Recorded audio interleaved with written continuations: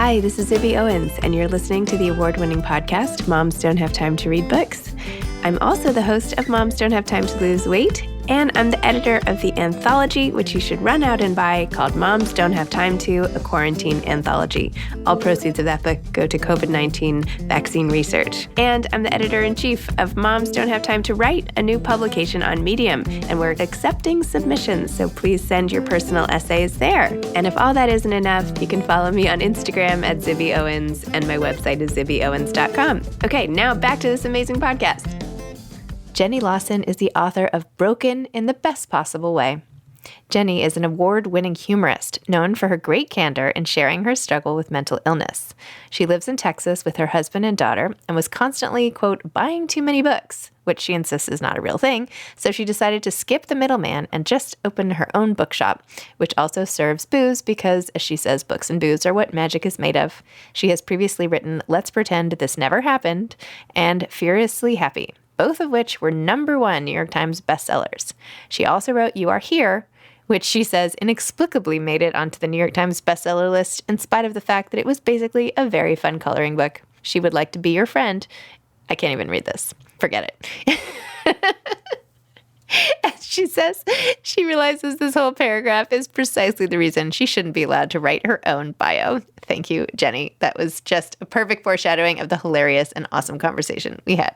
Welcome, Jenny. Thank you so much for coming on Moms Don't Have Time to Read Books. I'm so excited to talk to you. I'm excited. Thank you for having me. I'm actually joined today by Hunter S. Tomcat, my enormous ginger cat, who has decided that he will not leave me. He's part of this, apparently. For those of you listening who can't see, Jenny is also basically strangling this poor cat so that it's like attached to her body. There is no hope for this cat escaping. Like, I'm not doing anything. I mean, he has anxiety and he feels better if his head hears my heart is what the vet says. So I'm like, okay, well, so he just stays strapped to me like a little baby Bjorn. Have you read the book Separation Anxiety by Laura Zigman? Because she has the whole thing on the cover is that she wears a baby sling with her dog. No, it's awesome though. Yeah, you would love it. It's like really good. You should definitely pick it up. But I relate. My lab is a little bit too big to do that, but usually she's like right here.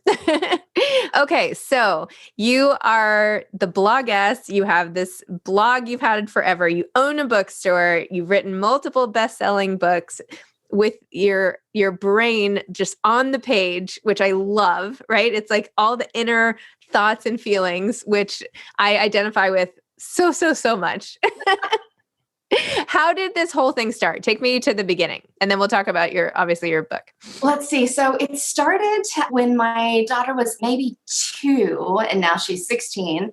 And I was reading this blog on the Houston Chronicle, and the person writing it said it was a parenting blog, and she basically said, I don't think that I can do this. I can't be a mother and also write at the same time, and you can't be a good mother and write at the same time. And so I reached out to the editor and said, well, I must be a terrible mom because I'll do it, and I'll do it for free. And it was that combination of I'll do it and for free that made him go, you're hired, if you can get hired and not actually have a real job. And so I started blogging there at the Chronicle for a while, but I kept getting in trouble for sort of going right on the edge of what you're supposed to say or not supposed to say. And so I decided I will get my own blog. And my first post was just the F word, just as big as it could possibly be. It was wonderful, very freeing. And then that, like years after that, led to my first book. And now this is my, I think, 4th book coming out, if you count one of them, which was technically a coloring book, but I count it because it was really hard. So you can count it. It counts. It's a book. It doesn't matter what's inside. It could be maybe we should start a movement of people publishing books that are just blank inside, just to like give them the confidence that they published a book, because you could do a lot with the cover and the end papers and, Exactly. I love it. Oh my gosh. I think that's hilarious. I just like crack myself up all day. Okay. So this recent book, Broken in the Best Possible Ways, the first chapter, I already forgot I wrote this. This is like, obsessed with every word of this essay. You say that you're blaming some of this on your ADD, which gives you the attention level of a kitten on cocaine. And then obviously just like the distractions and aging and all these things. And then you take it and talk all about your husband, who you're so funny when you write about. And now that leads us to the quote that I made you wait while I found, because it's like the best quote ever in a book. You said, basically the secret to a long-lasting marriage is memory loss and well-meaning lies and beach margaritas. Yes. Brilliant. Yeah. Yes. Okay. So let's hear your take on a good marriage and why these are the essential ingredients. Well, I've been married for, I don't even know, decades, 20, 25 years. I don't even know anymore. But a really big part of why we have been able to stay married for so long is because my memory is so poor that it's very easy for me to forget whatever it is that I am currently angry at him about. And so he's able to just sort of slip by a little. The other really helpful thing is he's so funny that even when I'm really just absolutely furious, he'll say something funny and I cannot help but laugh. So he's very lucky that I have a good sense of humor. And I think that's it's not a good secret. This good secret is supposed to be like, trust and absolute communication. But mine's just like, just be too lazy to get divorced. And then, you just work through it. And then you forget that thing that you were mad about, that you were like, oh, I'm so furious. And yeah, I think I'm just too lazy to have to, we're both too lazy to have to deal with anybody other than the people that we are. And we've just accepted each other's flaws to the point where we're just like, no one else would get the same jokes that we get. It would take too long to train someone else. We're it. Oh my gosh, that's great. My husband is also really funny. And like one of the first times we got together, he was like making me laugh so hard about something. I barely remember what it was. And I remember hysterically laughing and being like, are you always this funny? And he was laughing and he was like, yes. It makes such a difference. And it's funny because I think when most people, when they read the book, they think that I'm the funny one because I write the stories about it. But I'm funnier on the page. He's funnier in real life. And whenever people meet him, they're always like, oh, you're the funny one. I'm like, yeah, I'm an introvert and I will sit here quietly and I will listen to y'all and I will write what all has happened. And it will be much funnier even than what you remember. But at the moment, I'm just going to be really quiet and nobody is going to pay any attention to me. And that's the way I want it. I love that. Yeah. I was writing something and I said to my husband, I was like, but you know what? This just isn't funny. And he was like, well, you're not me. He's like, not everything has to be funny, And that's the truth too with your writing and all the things you write about, whether it's on your blog or all in your books, many of which I have like all over this room. But it's that tapping into the parts that you could like feel sorry for yourself about, or you could like make light of them, right? Depression and anxiety and OCD and like all these things that so many people relate to. But you have a choice of how you deal with them. You can like accept and let them bog you down, or you can find the humor. You even put like, like your rheumatoid arthritis and like all this stuff is like out there. So tell me about that and dementia, all of it. Like, just tell me about the decision to be open. Tell me about how it makes you feel to be open and the approach to sort of making light in a way to unite.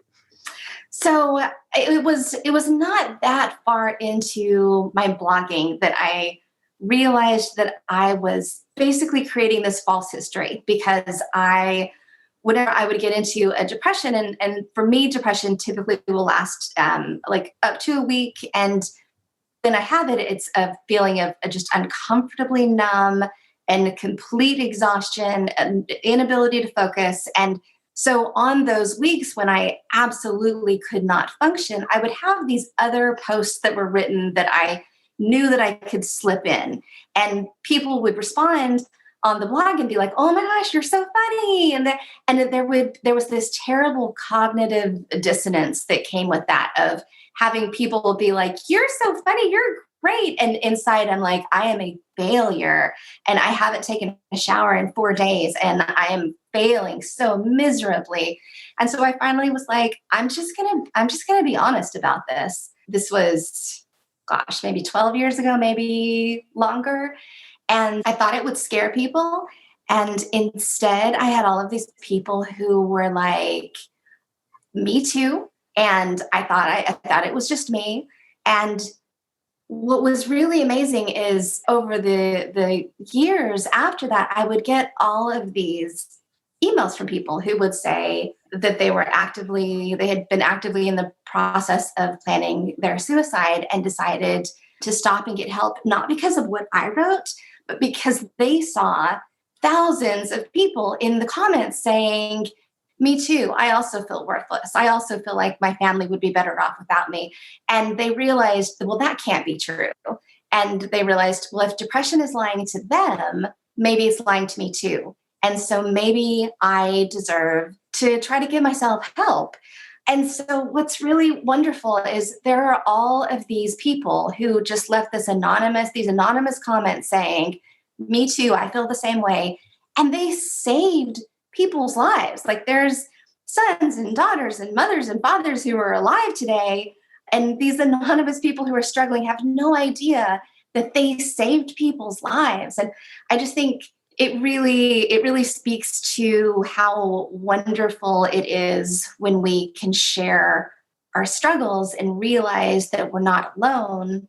And there's so many different ways that you can do that. And for me, my way is if there's this terrible monster of, depression or anxiety or, whatever challenge it is that you're facing, if you laugh at it, somehow that monster becomes smaller. I mean, it's still there. It's still absolutely, I'm still, it's a terrible disability to deal with, but it is something that is so much more easy to handle.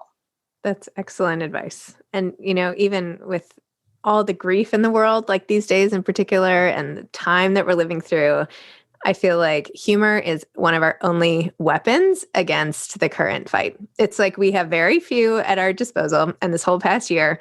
And that is one of the only things we can pull out from under our coats and brandish, is that.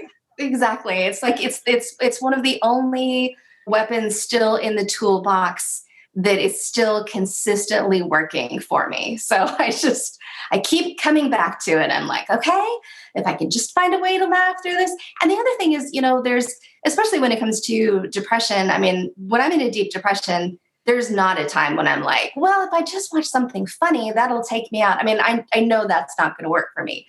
But what I also know is during the times when I'm out of the depression, or where, I still have some workable brain space, that I have to be able to take advantage of those moments and have real joy and happiness, and to not feel bad about, quote unquote, wasting time, doing things that are guilty pleasures, or, reading, or just doing things that I sit there and I think like, oh, I really should be doing the dishes and I really should be, but you know what? Maybe you should just be taking care of yourself, because that makes you a better person. And then you can give to other people and just give yourself permission to be human and as happy as you possibly can without pressuring yourself.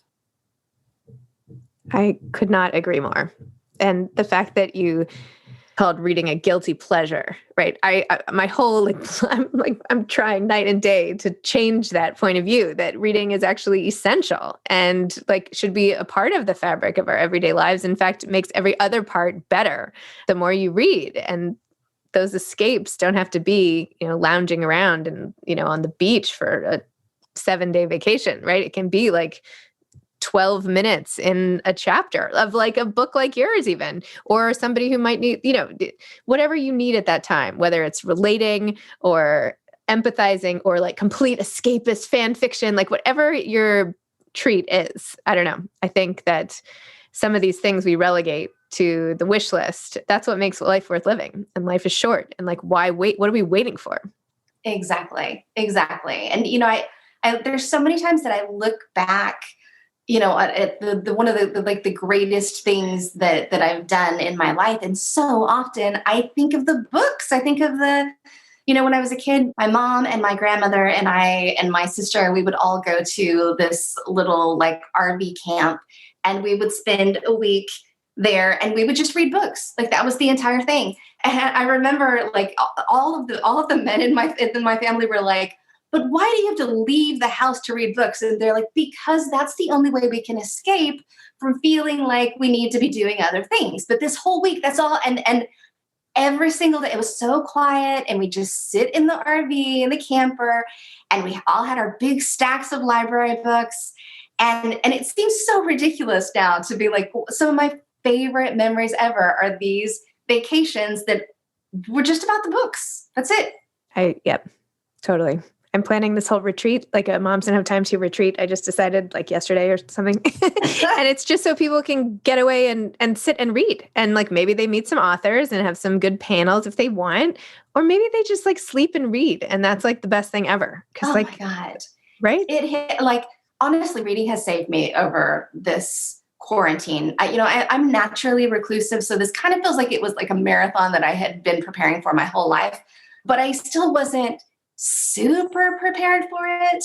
And because I have so many autoimmune problems, we have to be very, very, very isolated. So we don't even, everything is delivered. We do not leave the house. The only thing that we do is my bookshop. Nobody works on Sunday. And so Sunday I go up to the bookshop and I'm like, this whole bookshop is mine. I can steal all these books. And my husband's like, you can't steal them because you own the bookshop. And I'm like, I'm taking all of these. And he's like, we'll never make money. I'm like, dude, we didn't do this to make money. We opened an independent bookshop in the middle of a pandemic.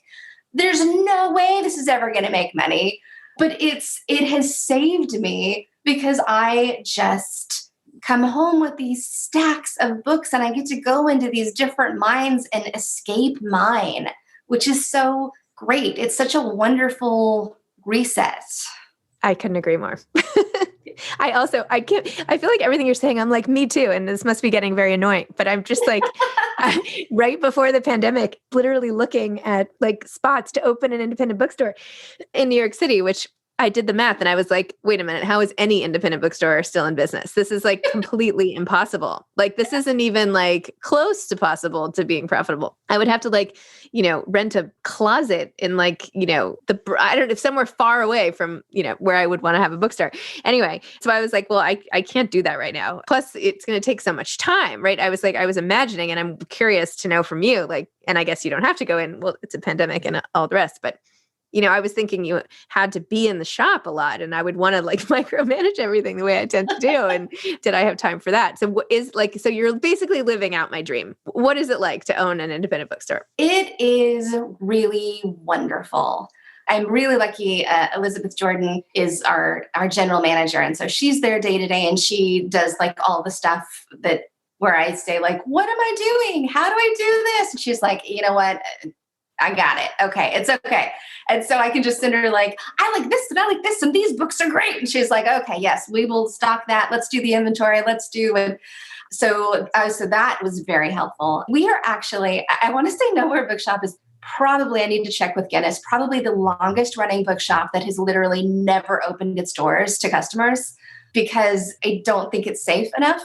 And so, yeah, we have never opened the doors to customers. We've been open for well over a year, but we've still done really well just because we have a great community that supports it and does, curbside service and all of that. And so I started this book club. We have thousands of members now, and that's supporting us, and it's paying for our employees, and it's paying our rent, and it's sustaining us, and it's so great. And it's great for authors too, because it's really hard to sell books right now because all the bookshops are closed. And it's great for publishers. And it's great for me because I get to like have these Zoom meetings with authors and talk to them and feel like I'm accomplishing something and, having some sort of social life. And we have these long conversations with, and anybody, can come in and ask questions. And it's so lovely and wonderful. And it 100% saved me through this quarantine.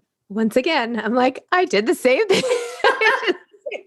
But you're so smart. I started a virtual book club and I have we do half an hour of talking and then the author comes for the second half and we do a Q&A, but I don't charge anything and I don't send the books. You send the books, yeah, right? We send the book. Yeah. Although technically we probably lose a lot of money because we just charge like $25 and almost all of the books that I select are like $28 and $30. And I'm like, whatever, we'll eat the cost because I love it so much. And Elizabeth is always like, okay, all right. I'm a bookseller, but I love books too. So yeah, let's do it. So so people are like, hey, I'm saving money with this. I'm like, yeah, that's probably not the way it's supposed to work, but yeah, that's what we're going to do. Oh, I just love that. I just love it. Amazing. So are you working on a new book now? Not really, because I'm having a really hard time during quarantine with struggling with creativity. Like, I just don't feel like I have it in me. But I got my first vaccination. I get my second one day after tomorrow. And so I'm starting to feel like maybe there's a light at the end of the tunnel, and maybe soon I'll be able to, maybe get away from this house a little bit. Typically when I have like writer's block like this, I will go and I'll spend a couple of days in a hotel where it's just me locked in a room and I don't leave the room, because I don't do well with, I don't know if it's ADD or focus or what, but I don't do well with interruptions. And of course, living here with, a child who's doing full-time, high school from the house, and she's also a theater major. And so she's, doing her musical theater all over the house, which is great, but also really not super conducive to, writing. And then my husband comes out and he's on a conference call and he's yelling at somebody. And then the dog is like, I need to go outside. And the cats are all just like this attached to me. And yeah, it's hard. I could see that. At the same time, there's an essay right there. So you can start with that one. Exactly. Yeah. Cat attached to my, Yes. Yeah. It looks like I'm breastfeeding him actually from this angle. It does. I'm kind of wondering what's going on under there. Right? But it's a little bit of a Tori Amos cover thing. Yeah, I like it. So for aspiring authors who may also be having this writer's block, and just in general, tell me a little more about your process and the advice that you would have. So when you start writing, like how much do you repurpose content? Do you recommend against that or for that when you're doing books versus blogs? Do you write in a different style? Like obviously they're different. Just like tell me like transitioning from blogger to author, all that good stuff. I try to have my books be around 80% new material, because otherwise I feel like people would be like, oh, I've already read this for free. Right. But there is always a little bit of a crossover just because I'm blogging, in real time. A lot of times there's stuff where you may have seen some of it, but I tend to, what's really great about blogging is you can kind of see like what works and what doesn't work. And sometimes the thing that is for me such a throwaway ends up being something that really people are like, this was so relevant to me. And so you can be like, oh, okay, well, let's flesh out this idea a little bit more. So I think blogging is very helpful in finding your unique voice and in finding out, what people like and what they don't. One of the things that's really helpful to me is not comparing myself to other people.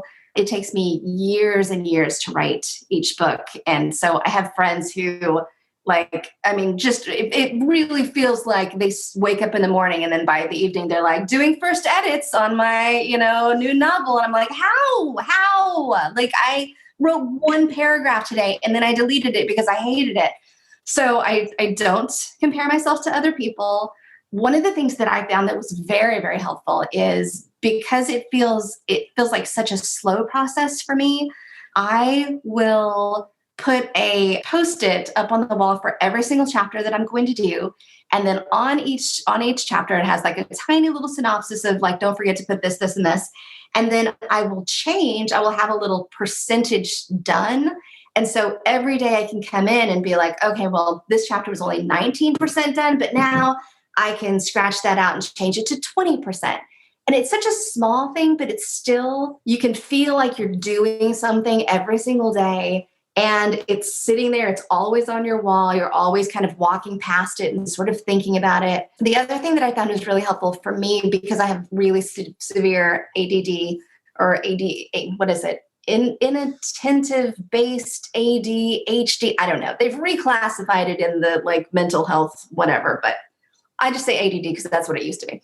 But the thing that I found really helpful is pink noise, which you can just find on YouTube. You just look up pink noise and it's like white noise, but it's at like a slightly different volume.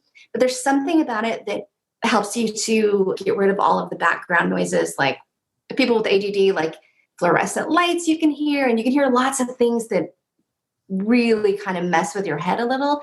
But pink noise I found is very helpful, especially because if you're doing it on YouTube, it's only like 15 to 20 minute increments. And so if I turn it on and start writing, when it gets to the end, I'm like, oh, I wrote for 15 minutes. I feel like I can be that. And so, yeah, those are the things that have been most helpful to me. And then also reading other people's work that I absolutely love can sometimes inspire me. So for instance, Ali Brosh and Samantha Irby are two of my like favorites. And so whenever I'm reading, so say I'm reading Samantha's book and I will read a chapter and I'll be like, that's so funny. That reminds me of the time that.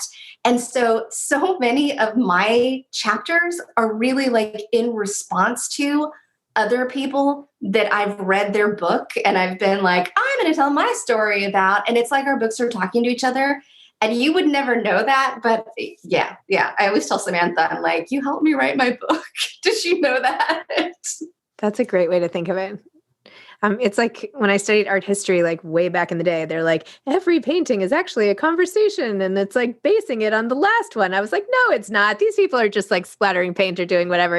Come on. I think you're giving them too much credit. But it's like same with authors, like with you, like that's so great. It's a conversation and you're keeping it going. And wow, so neat. Well, have you and Sam Irby been in conversation together? We have a couple of times, and then I'm doing my virtual tour here sometime soon, and she very sweetly agreed to moderate one of them. So I get to talk to her again soon, and I love her so much.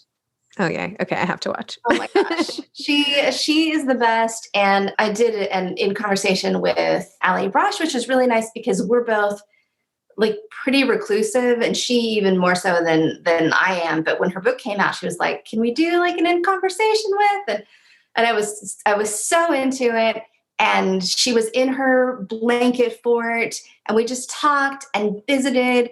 And at the end, I was like, we're never going to talk again, right? But I still want to be best friends. And she was like, you know what? I have this whole thing where I have these fantasies in my head of these like trips that we take together. And I was like, that is fantastic because that means we don't have to leave the house or actually talk on the phone or do any of that. But we still get to stay friends forever. Anytime I start to feel really alone, I'm like, yeah, but you know what? Me and Ali Brosh are like running through the hills of Appalachia or something. And it's okay. I mean, that's just happening in her mind, but that kind of counts as being out, maybe. I mean, all vacations just end up in your mind anyway. Exactly. So exactly. Why waste the time? Exactly. It's like the speediest vacation endorphin rush ever. Yeah. Just imagine it. You don't even have to go. It's perfect. Oh my gosh. Wow. Well, Jenny, thank you so much. This was great. I am going to go on vacation with you in my head. And we are going to laugh. No, but your book was great. I love how it just makes me feel like I'm not as crazy as I often think I can be. And I'm just so impressed with what you've done, and particularly your bookstore, which is like a dream come true. So just love it. Congratulations. And thank you. Awesome. Thank you. And come to San Antonio. You can come and visit it one day when the plague has passed. You could come and visit it. I'll come to San Antonio for some curbside pickup. Yes, exactly. All right. Okay. Thank you so much. Take care, Jenny. Okay. Bye-bye. Thanks for listening to this episode of Moms Don't Have Time to Read Books. Don't forget to follow me on Instagram at Zibby Owens and at Moms Don't Have Time to Read Books. Also sign up for my newsletter at zibbyowens.com and sign up for my virtual book club and meet lots of authors on Zoom every other week. Thanks so much to Steve and Ryan at Texture Sound for the sound editing. And thank you to Morning Moon Productions for providing this fantastic intro and outro music.